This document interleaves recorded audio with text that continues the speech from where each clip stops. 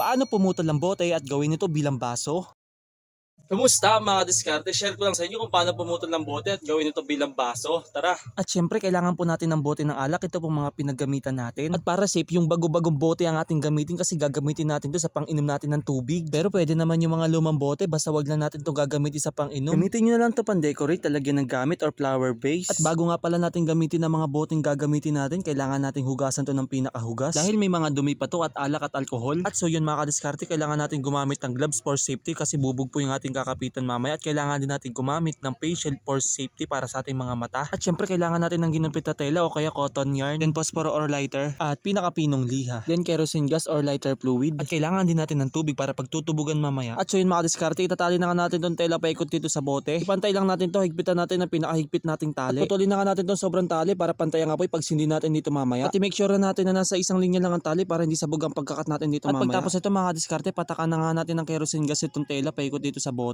At kailangan pantay ang paglagay ng gas dito paikot sa tela. At siguraduhin walang tayak para pag sindi hindi mag-crack ang bote. At para sure ka na hindi mag-crack ang bote at mapantay ito ng tama, punasan natin na magkabilang gilid ng tela para pag sindi nasa gitna lang ang init at masatisfy ka sa pagputol mo nito ng pantay mga kadiskarte. Then kadiskarte, kung gagawin nyo ito, kailangan nasa open area kayo gagawa kasi medyo delikado po ito kasi apoy at bubog po ito mga kadiskarte. At so yun mga kadiskarte, dahil pantay na pagkakalagay ko dito, sisindihan ko na nga ang tela nakaikot dito sa bote. At habang may apoy ito mga kadiskarte, iikot lang natin ito para pantay yung pagkakaluto ng bote paikot. At antayin na nga lang natin maubos ang apoy mga kadiskarte bago natin itubog dito sa tubig. At pagkapatay ng apoy, agad-agad itong itubog sa tubig.